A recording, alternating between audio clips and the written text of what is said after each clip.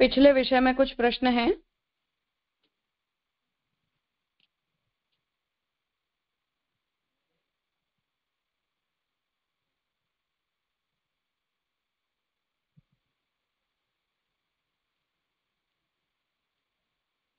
हाँ भार्गव।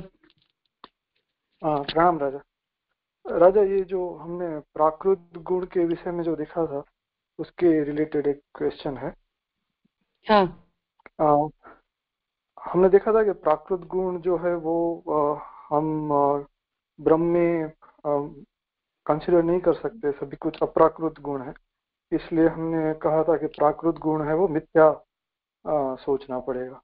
तो वहाँ पे एक प्रश्न होता था कि हमने पहले जब देखा था कि ब्रह्म, जब श्रुति कहती है कि ये सब भी जो नाम है वो ब्रह्म के नाम है, तो हमने देखा था कि जो भी नाम ब्रह्म धारण करते हैं वो अप्राकृत होते हैं, और जो हमारे जो नाम होते हैं या फिर जगत जागतिक जो नाम है वो सभी प्राकृत होते हैं।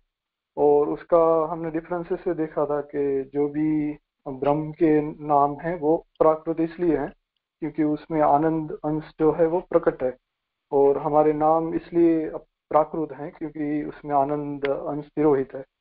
तो वहाँ पे हमने इसे देखा था। और अगर कृष्णाश्रय का थोड़ा रेफरेंस लें तो वो भी आपने जैसे कहा था वैसे ही है कि प्राकृत सकला देवा गणितानंदकम बृहत। तो वहाँ पे भी आनंद के साथ प्राकृत अप्राकृत का रिलेशन थोड़ा लग रहा है।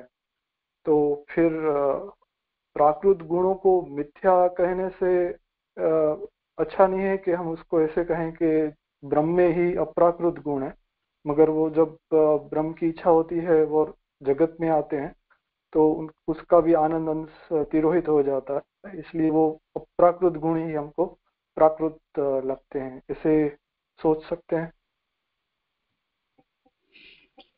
खैर, जो ब्रह्मवादी दृष्टि से जो बात मैंने शायद उस दिन हेतन भाई के प्रश्न के संदर्भ में डिस्कस हुई थी, तब भी मैंने कहा था कि हमारे सिद्धांत के अनुसार जो कुछ भी है वो सब कुछ ब्रह्म में से ही पैदा होता है, चाहे हम उसे बुरा कहें चाहे हम उसे अच्छा कहें।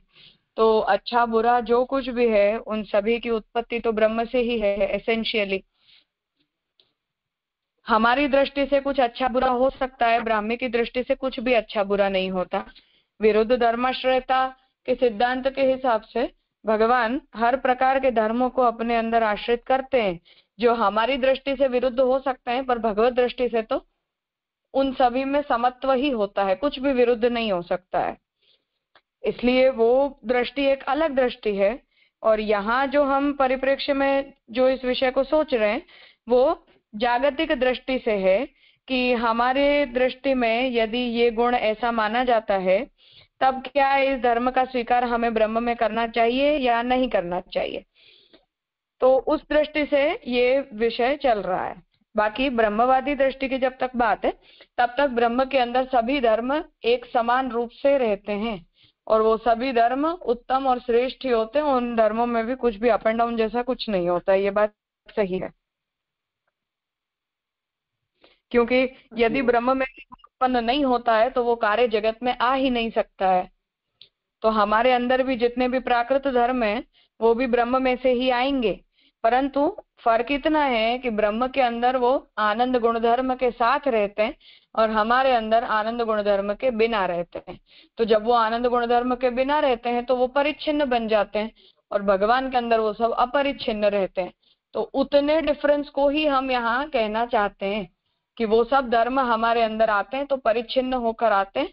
भगवान के अंदर यदि स्थूलता भी आती है प्रकट होने पर, तब भी वो धर्म उनमें अपरिच्छिन्न ही रहता है। या भगवान नाम को या शरीर को धारण करते भी हैं तब भी भगवान अप्राकृत ही रहते हैं। या भगवान किसी के संतान की तरह जन्म ग्रहण कर लें या किसी के संतान की तरह बाल लीलाओं को करने लग जाएं, तब भी भगवान अप्राकृत ही रहते हैं।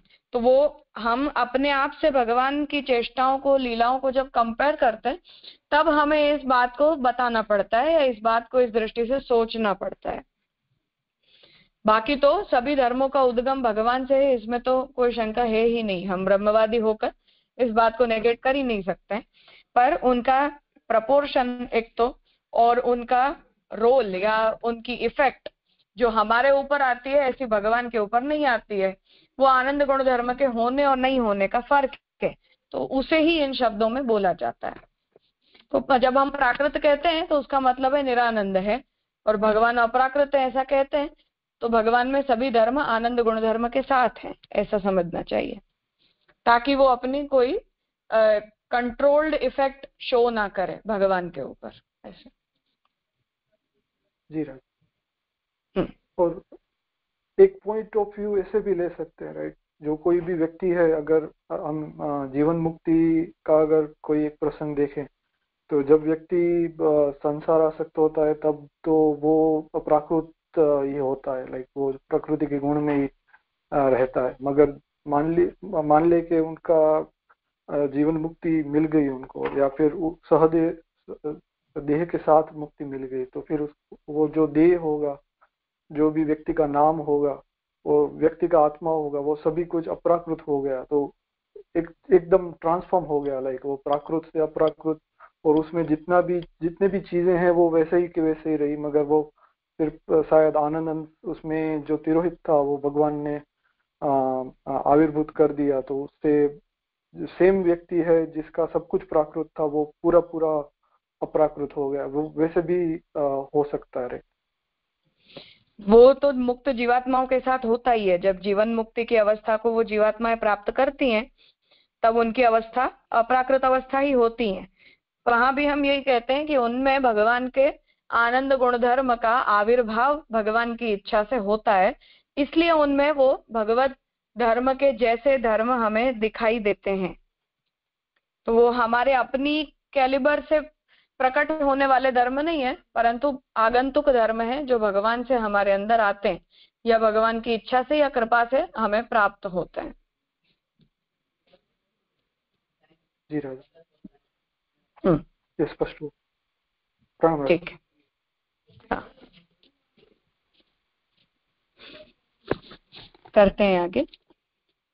पिछले बार तक हमने इस बात को देखा कि भगवान के विग्रह में या मूर्ति में ही भगवान की पूजा करनी चाहिए, ऐसा निर्णय दिया। और जहां भगवान ने इस प्रकार से निंदा की है उन वाक्यों के तात्पर्य को बताया कि जो जीव हैं,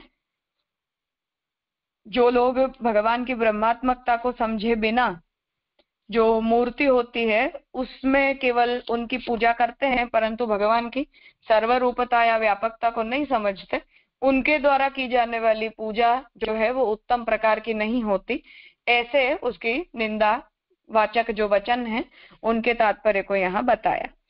अब यहाँ ये प्रश्न उपस्थित हो रहा है कि जब हम भगवान को व्यापक कहते हैं या भगवान सर्वत्र हैं ऐसा कहते हैं, तब फिर हम जगत के पदार्थों के अंदर भगवान की पूजा क्यों नहीं कर सकते? जो बहुत लोक में भी, हमारे आसपास भी बहुत डिस्कस होने वाला ये विषय हमेशा ही रहता है कि भगवान सब में होते हैं तो फिर भगवान की मूर्ति की पूजा करने की क्या जरूरत है। तो उसी प्रश्न को यहाँ उपस्थित कर रहे हैं की दृष्टि से, वो फिलोसॉफिकल एंगल को ध्यान में रखते हुए ये प्रश्न यहाँ उपस्थित कर रहे हैं कि सर्वस्य भगवद रूपत्वे, हर वस्तु का भगवद रूप होने पर घटादि नाम अपनी भजनीयत्वम संभवती, घट आदि जो जगत के पदार्थ होते हैं उनकी भी हम भक्ति कर सकते हैं। संभवती न वा इति चिंतनम, तो उनकी भक्ति की जा सकती है या नहीं की जा सकती, इस विषय पर यहाँ प्रश्न हो रहा है।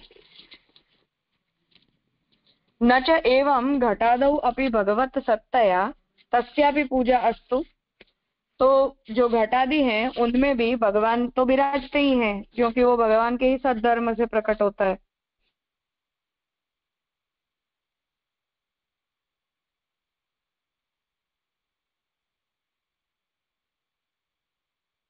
जीवम प्रति हरि तिरोभावात, तो उसका उत्तर दे रहे हैं कि नहीं, ऐसा नहीं कर सकते, क्योंकि जो भगवान की मूर्ति होती है उसी में मूल रूप से भगवान आविर्भूत होते हैं।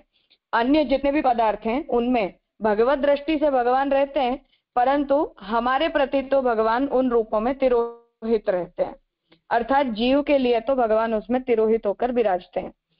अन्यथा मूर्ति पूजनवत घटपटादि पूजा भी भागवत आदौ विधीयेत। क्योंकि यदि ऐसा किया जा सकता तो जहाँ शास्त्रों में भगवान की मूर्ति की पूजा करने के लिए कहा गया है, उन्हीं शास्त्रों में जगत के जो घटपट आदि पदार्थ होते हैं उनकी भी पूजा करने का विधान किया गया होता।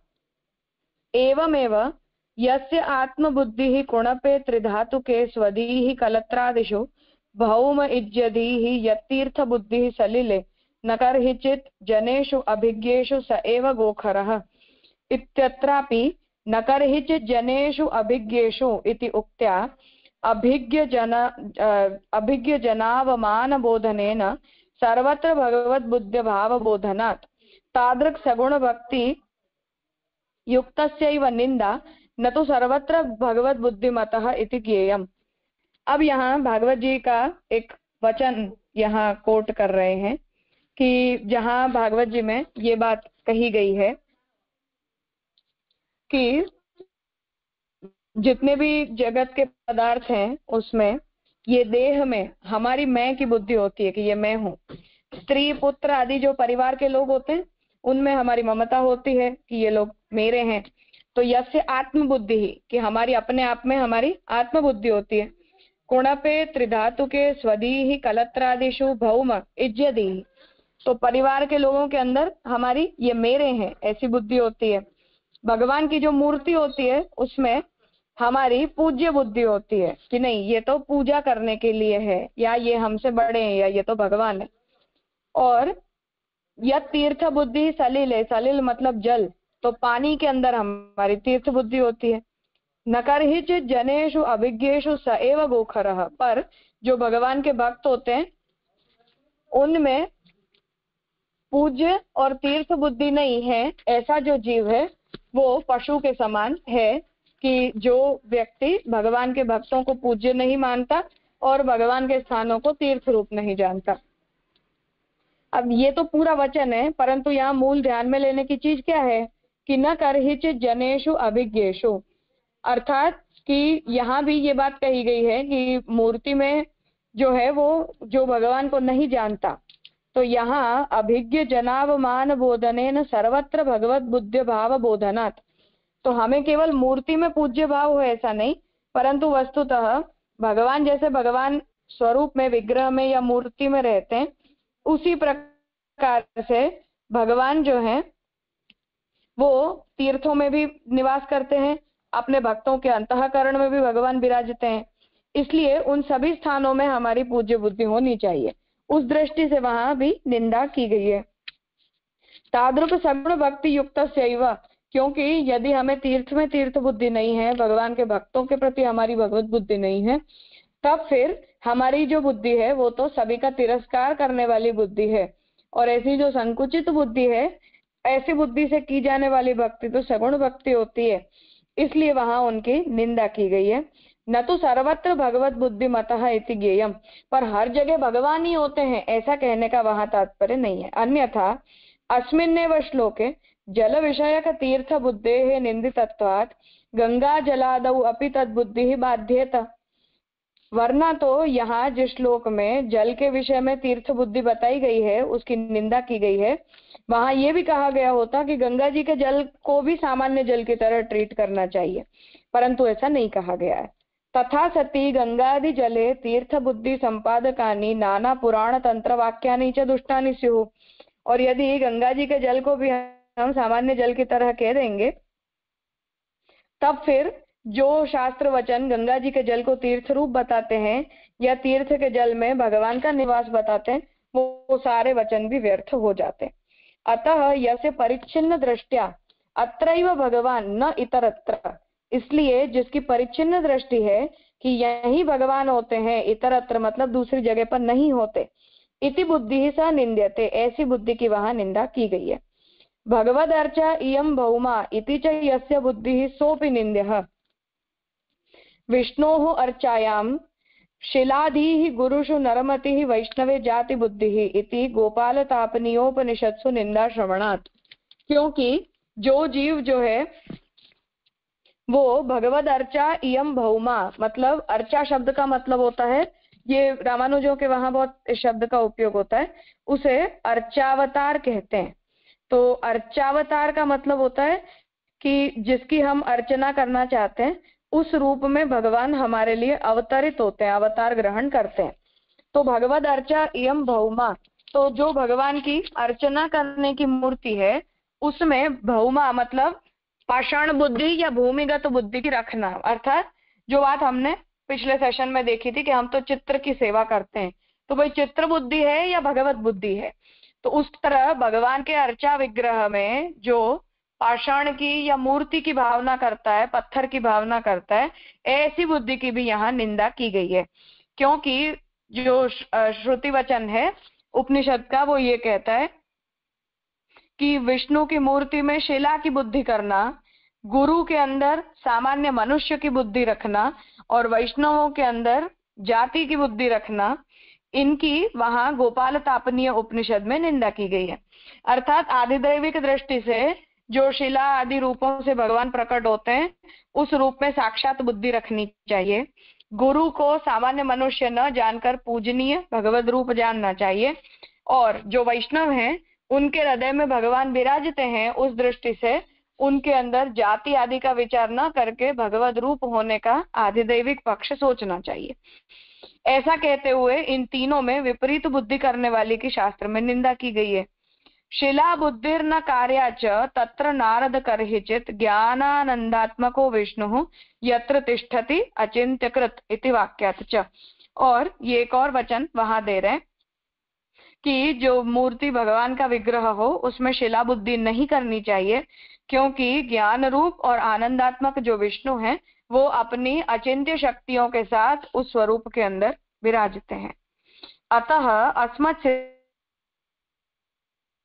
सर्वत्र व्यापकतया विराजमानः, इसलिए हमारे सिद्धांत के अनुसार जो सर्वत्र व्यापक रूप से विराजमान होते हैं ऐसे सर्वरूपो भगवान, ऐसे जो सर्वरूप भगवान हैं वो मूर्ति रूपेण सेवकोद्धारार्थम, मूर्ति रूप से सेवक का उद्धार करने के लिए प्रकटीभूत इति हरि मूर्ति ही हरि ही एव, तो वो सेवक का उद्धार करने के लिए मूर्ति रूप से प्रकट हुए हैं।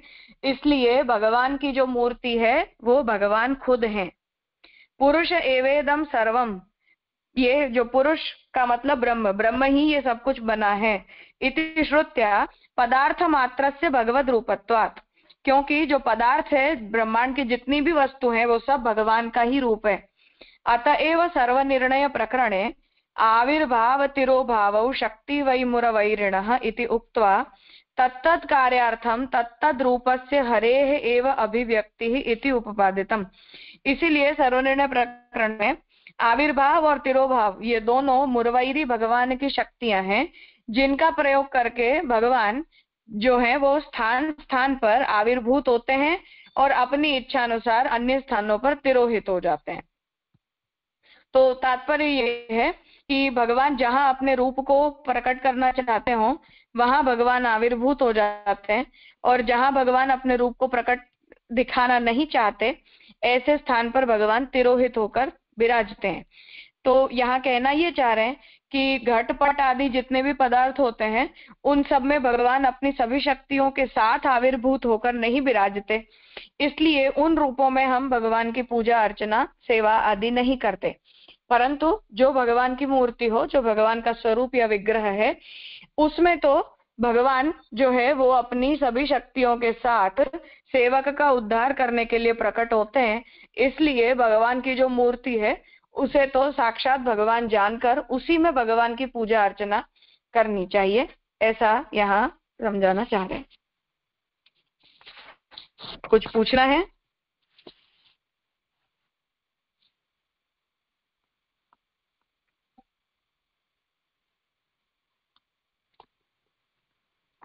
ठीक है। तथा च जलाहरणार्थम, हाँ राजा एक प्रश्न ऐसा था कि ये हम पुष्टि मार्ग में तो हम ऐसे नहीं कहते कि प्राण प्रतिष्ठा करके ही हम उसमें देव प्रकट हुए, उसके बगैर भी हम सेवा कर सकते हैं। मगर जो वैदिक या तांत्रिक उपाय है उसमें तो प्राण प्रतिष्ठा का बहुत ही जरूरी महत्व है, राइट। सो फिर हमको ऐसा कहना पड़ेगा कि मूर्ति में जब तक प्राण प्रतिष्ठा नहीं हुई है तब तक उसमें देव नहीं है, ऐसे वो सोचते हैं, या फिर उसमें कैसे होता होगा? मर्यादा मार्गीय विधि में तो ऐसा ही होता है। और जो दूसरी बात वहाँ इम्पोर्टेंट है वो ये है कि वहाँ जो प्राण प्रतिष्ठा की भी जाती है वो भी संकल्प पूर्वक की जाती है कि मुझे मानो इस देवता से ये फल प्राप्त करना है, या मोक्ष आदि की प्राप्ति करनी है, या मैं इस रूप में अपने इस इष्ट देवता का मैं अर्चन करना चाहता हूँ।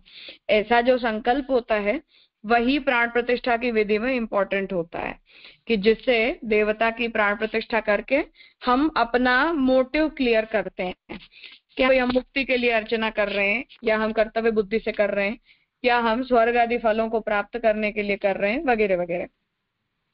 तो वो संकल्प जब हम करते हैं तब व्यक्ति के संकल्प के अनुसार देवता का रूप जो है वो उस विग्रह के अंदर प्रतिष्ठित होता है। तो कहीं विभूति रूप से होता है संकल्प, अगर यदि ऐसा है तो, और संकल्प यदि उत्तम है तो पूर्ण रूप से प्रकट होता है। तो वो अपने अपने संकल्प पर डिपेंड करता है, इसलिए उसका वो इम्पोर्टेंस है। और बाकी तो जो बात श्री गोसाई जी ने भी पुरुषोत्तम प्राण प्रतिष्ठा, पुरुषोत्तम भाव प्रतिष्ठा को लेकर भी कही है कि पंचामृत आदि जो कराए जाते हैं वो स्थान शुद्धि के लिए होते हैं, कि जिस स्थान पर हमें भगवान को पधराना है वो स्थान जो है वो उनके लायक बने। तो जो भी लौकिक या प्राकृत पदार्थ से वो वस्तु जो मूर्ति बनी हुई होती है उसकी उस स्थान की शुद्धि के लिए कुछ मंत्र विधान आदि किए जाते हैं। तो वही प्रयोजन मर्यादा की प्रतिष्ठा के प्रकार में भी होता है कि उसी दृष्टि से वहां भी जो है वो अर्चन करने वाले की बुद्धि अनुसार, उसके अधिकारानुसार वहां उस देवता को संकल्प पूर्वक बुलाया जाता है, आमंत्रण दिया जाता है कि आप पधारो। तो भाव वही है, पर हाँ डेफिनेटली। और बाकी जो पुरुषोत्तम प्रतिष्ठा को लेकर भी जो बात है वहां भी इतनी अंडरस्टैंडिंग तो जरूरी है कि हमारी भावना यदि उस रूप में महाप्रभु जी की सिद्धांत मर्यादा में रहकर भगवत सेवा करने की नहीं है, या हम जो सेवा कर रहे हैं उसमें महाप्रभु जी के मार्गीय सिद्धांतों की मर्यादा नहीं निभती है, तो वहां भी भगवान के ऊपर प्रकट होने का कोई कंपल्सन नहीं है। तो वो भाव प्रतिष्ठा में मंत्र नियोजक नहीं होते, मंत्र प्रयोजक नहीं होते, पर भाव प्रयोजक होता है। यद्यपि हम इस बात को बहुत लाइटली लेते हैं कि हाँ हमारी बात मर्यादा मार्ग के करते इजी, या हमारी बात मर्यादा मार्ग के करते उत्तम, परंतु टेक्निकली ये ज्यादा डिफिकल्ट है, क्योंकि उस प्रकार का भाव जब तक हमारा डेवलप नहीं होता तब तक पुरुषोत्तम उसमें आविर्भूत होते नहीं है। मर्यादा मार्ग में तो केवल इतना है कि मानो व्यक्ति का संकल्प नहीं भी है तब भी मंत्र को सुनकर वो देवता वहां आविर्भूत हो जाते हैं या प्रकट हो जाते हैं मंत्र की मर्यादा को लेकर। परंतु हमारे वहां तो भगवान इस प्रकार की किसी भी विधि से या किसी भी मर्यादा से बंधे हुए हैं नहीं, तो वो स्वेच्छा या प्रकट होते हैं, स्वेच्छा या तिरोहित होते हैं। तो हमें ऐसा अभिमान हो कि हाँ भाई हमारे घर में पुष्ट किए हुए ठाकुर जी विराजते हैं इसलिए वो कृष्ण है, परंतु तुम्हारा भाव यदि उसमें कृष्ण का नहीं है तो वो कृष्ण डेफिनेटली नहीं है।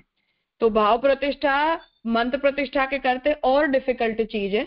हमने भले उसे मजाक में समझ रखा है, वो एक अलग बात है, या हम मर्यादा मार्ग की निंदा करने के लिए ही इन शब्दों का प्रयोग करते हैं, वो दूसरी बात है। बाकी वस्तुतः भाव नियामक होना ये मंत्र नियामक होने के करते मुश्किल है, क्योंकि हम मंत्र बोलकर विधि संपन्न कर सकते हैं परंतु भाव को ऐसे आर्टिफिशियली पैदा नहीं किया जा सकता है।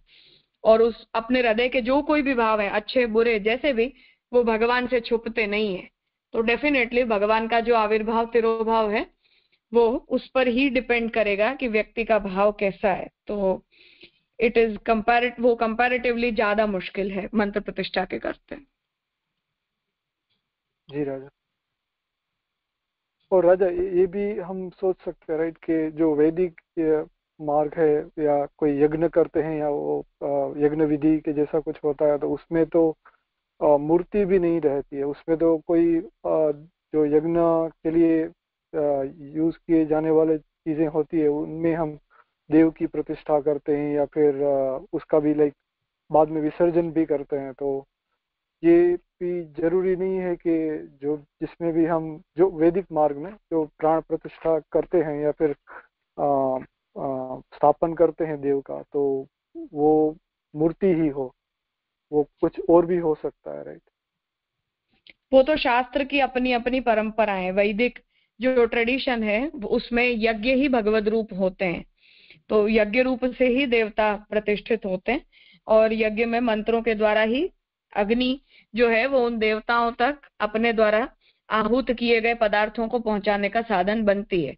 तो वैदिक, तांत्रिक, पौराणिक आदि अपनी अपनी मेथड्स हैं, उनकी अपनी अपनी कुछ लिमिटेशंस हैं, अपनी अपनी कुछ सांप्रदायिक शास्त्रीय मर्यादाएं हैं, और प्रयोजन भेद भी है, तो सारी चीजें हैं मिलकर। और राजा, ये जो पानी का एक वो तीर्थ और गंगा जी का जो प्रसंग आया, उसमें भी ऐसे ही है, राइट? लाइक आपने कहा था कि कानपुर में जो गंगा जी का प्रवाह है वो तीर्थ रूप नहीं है, आई थिंक, मुझे अगर याद है सही से तो। और वो हरिद्वार में या फिर गंगोत्री में ही वो तीर्थ है, बाकी भले वही जल है मगर वो जल तीर्थ नहीं है। तो वो भी हाँ पानी का महत्व नहीं है, मगर वो जो एक तीर्थ है उसके महात्म्य का महत्व है, वो वहां पे भी ऐसे करे। हाँ बिल्कुल, क्योंकि वहाँ शास्त्र नियम जो है वो नियामक बनता है, तो वहाँ आधिदैविक भाव हो तब तक तो घर में भी गंगा जी प्रकट हो जाते हैं।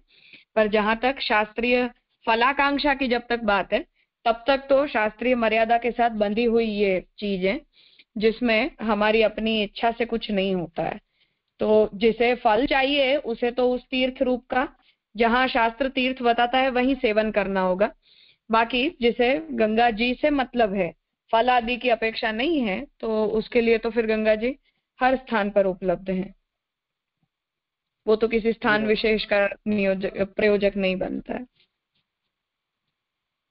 जी राजा। और राजा, यहाँ पे हम जो बात कर रहे हैं वो मूर्ति का, वो, जो मेन शब्द यूज कर रहे हैं वो मूर्ति यूज कर रहे हैं, मगर उसका अभिप्राय किसी छवि को भी हम ले सकते हैं, राइट? लाइक चित्र हाँ हाँ, भी है किसी भी रूप में, किसी किसी भी भी रूप में। फॉर्म में। हाँ, इसीलिए मैंने मूर्ति शब्द को बताया था पिछली बार। मूर्ति शब्द का मतलब अपने वहां केवल जो स्टैच्यू होता है ये नहीं होता। मूर्ति शब्द का मतलब होता है प्रकट होना या अपने आप को रिवील करना। तो जिस किसी स्वरूप से भगवान किसी भी प्रकार से अपने आप को रिवील करें, वो मूर्ति कही जाती है। वो चाहे चित्र हो, चाहे वस्त्र हो, या चाहे पादुका हो, हस्ताक्षर हो, स्वरूप हो, कोई भी प्रकार से। जी राज। क्योंकि अगर देखा जाए तो कुछ तांत्रिक जो भक्ति मार्ग के जो अर्चना आदि हैं वो फिर चित्र जी में तो नहीं हो सकते, फिर वो करने के लिए तो मूर्ति ही होनी, मीन्स स्टेच्यू ही होना जरूरी है, राइट? तो उसका हाँ, कोई वो बाधक तो नहीं है, अपने अपने नीड्स हैं। हाँ, वो तो राइट? शास्त्रीय मर्यादाएं तो अपनी है, पर हम जब तक भक्ति मार्ग की बात करते हैं तब तक अपने वहां ऐसा कोई वो नहीं है कंपल्शन। जी राज। हाँ प्रणव भाई। प्रणाम राजा। यहाँ पे दूसरी लाइन में ये जो लालू भट्ट जी बता रहे हैं कि मूल रूप भगवद आविर्भावेन ततो अन्यत्र जीवम प्रति हरि तिरोभाव, मतलब ऐसा कहना चाह रहे हैं कि भगवद मूर्ति में ही आविर्भाव हो सकता है, ऐसा समझ है राजा? यहाँ ये कहना चाह रहे हैं कि भगवान की दृष्टि से तो भगवान सर्वत्र आविर्भूत ही होते हैं, क्योंकि सब कुछ भगवान बने। परंतु जीव दृष्टि से जो है वो मूर्ति में भगवान आविर्भूत होते हैं, अन्य स्थान पर भगवान तिरोहित होते हैं, क्योंकि उन पदार्थों के साथ हम लोकवत व्यवहार ही करते हैं, इसलिए।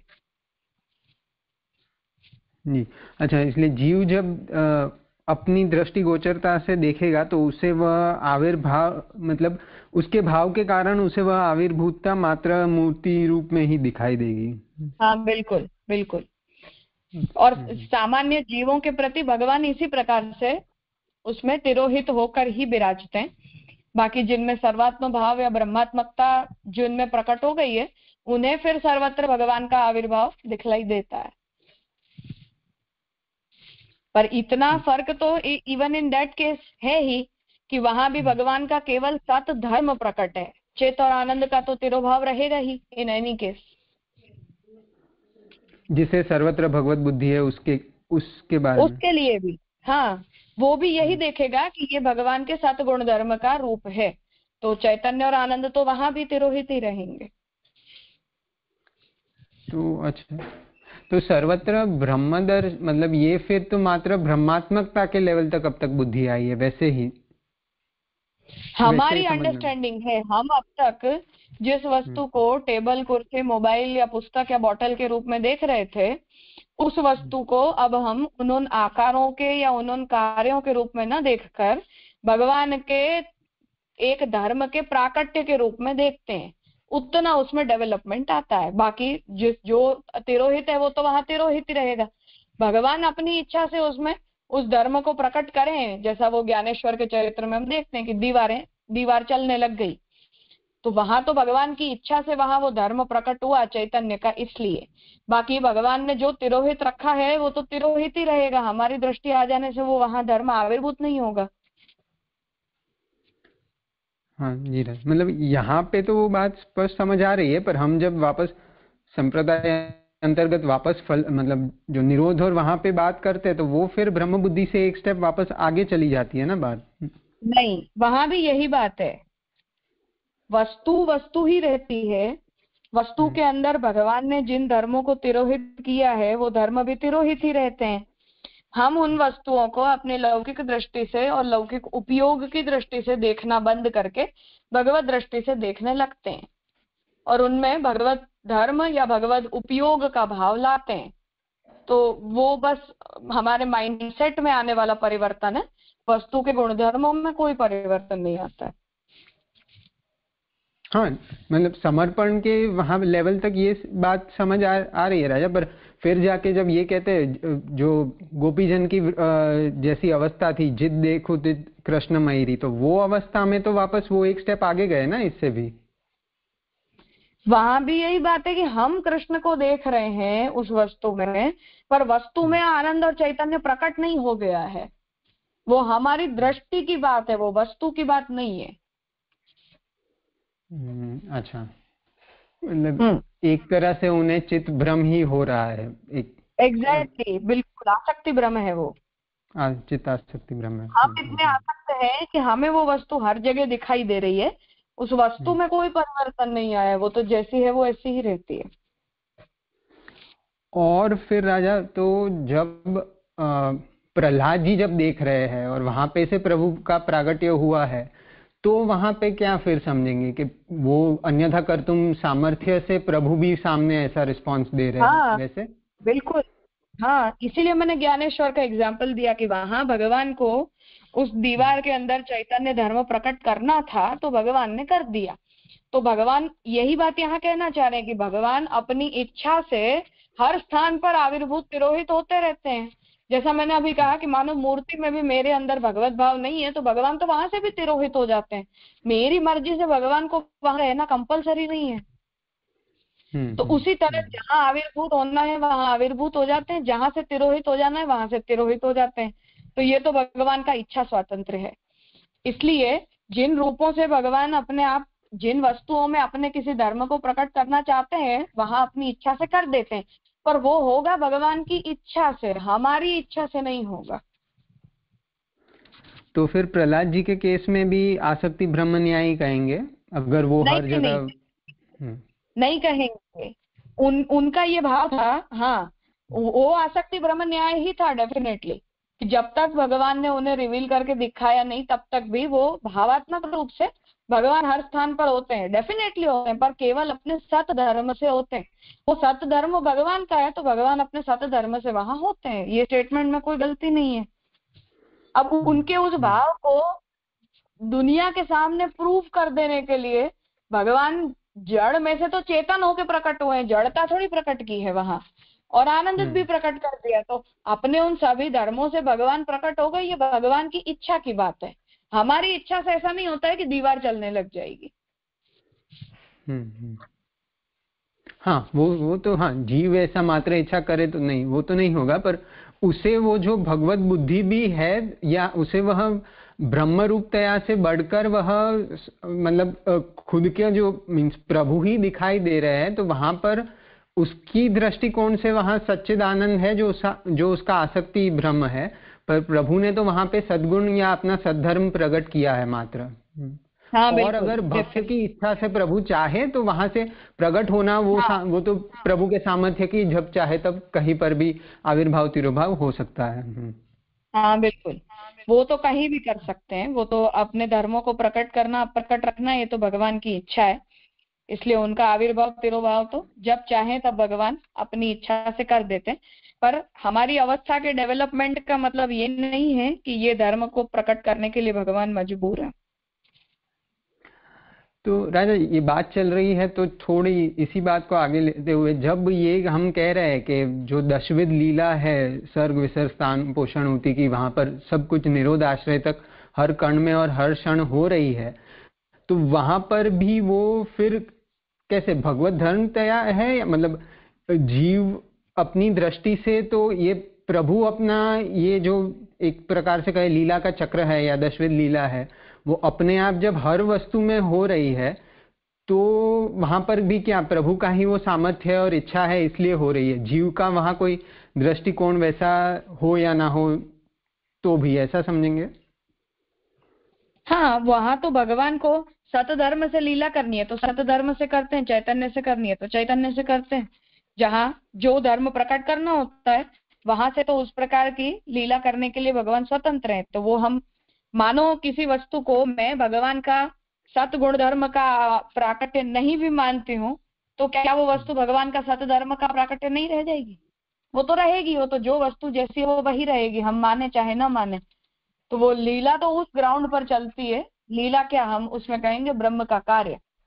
तो वो जो ब्रह्म का कार्य है वो तो अपने ग्राउंड पर चलता रहता है, उसमें जीव का ओपिनियन मैटर नहीं करता है, पहले भी नहीं करता है और बाद में भी नहीं करता है।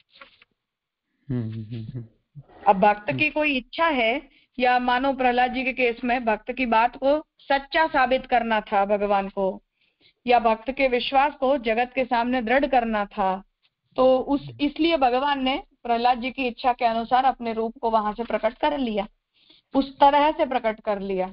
तो ये तो भगवान की स्वतंत्र इच्छा के कारण हुआ है, हमारे सामर्थ्य से या हमारी इच्छा या हमारी भक्ति की उत्तरावस्था के कारण ऐसा नहीं होता। भक्त के लिए भगवान अपनी इच्छा से ऐसा कुछ करते हैं। स्पष्ट हुआ राज। और उसी लाइन में ये जो वापस यहाँ पर लालू भट्ट जी कह रहे हैं, अन्यथा मूर्ति पूजन वद घटपटादि पूजा भी भागवतादो विधियेत, उससे मतलब क्या? क्योंकि अगर ऐसा ना हो तो फिर कहीं भी पूजन, ऐसा अर्थ होगा? नहीं, तो ये कह रहे हैं कि यदि हर स्थान पर भगवान की सत्ता का विचार किया गया हो, ऐसा माने, तब फिर जैसे मूर्ति पूजा बताई गई है उसी प्रकार से घटपट आदि में भी पूजा का विधान भागवत आदि में किया गया होता। पर अगर नहीं किया है तो उसका मतलब भेद है। विधान नहीं है, वो भेद है। हाँ जी राजा।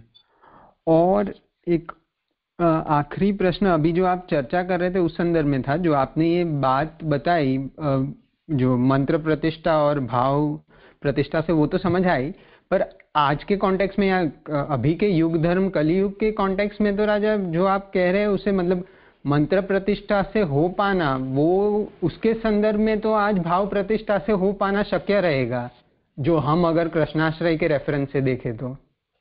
हाँ, वो तो उसमें तो कोई डाउट ही नहीं है, पर मैं जो बात कहना चाह रही हूँ वो ये है कि इन केस मंत्र प्रतिष्ठा हम क्या करते हैं कि भाव प्रतिष्ठा को श्रेष्ठ बताते हैं और मर्यादा मार्गीय पूजा प्रतिष्ठा को कम बताने के लिए ये कहते हैं कि तुम्हारे तो मंत्र देवता मंत्र अधीन होते हैं इसलिए प्रकट हो जाते हैं।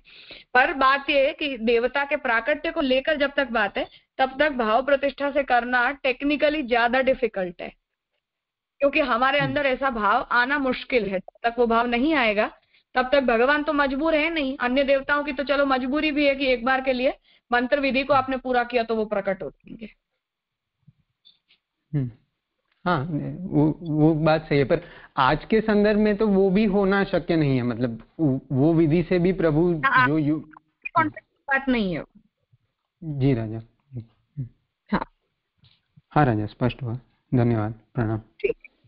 ये बहुत अच्छा पक्ष था, मतलब क्लैरिटी आई कि ये कैसे मतलब वरना तो चित्त निरोध में ऐसी ही समझ थी कि जब सामने आनंद, मतलब उसे जीव को जब अपने ओर से आनंद गुण धर्म प्रकट दिख रहा है तो रिस्पॉन्ड में वहां से भी प्रभु वैसे कर रहे हैं, पर ये इसे आसक्ति ब्रह्म से शायद ज्यादा स्पष्ट समझ सकते हैं। हाँ, वामदेव वाली परिस्थिति अलग है कि जहाँ जीव जीव न रहकर ब्रह्म का अनुभव करने लगता है और उसे लगता है कि मैं सर्वत्र हूँ, वो एक अलग केस है। पर जब तक जीव दृष्टि की जब तक बात है तब तक तो हमारी दृष्टि में जो भी अप एंड डाउन आते हैं वो हमारे अपने हैं, उससे पदार्थ में कोई परिवर्तन नहीं आता है। जी राजा, स्पष्ट हुआ। प्रणाम। ठीक है, आज यहाँ रखते हैं, आगे कल करेंगे।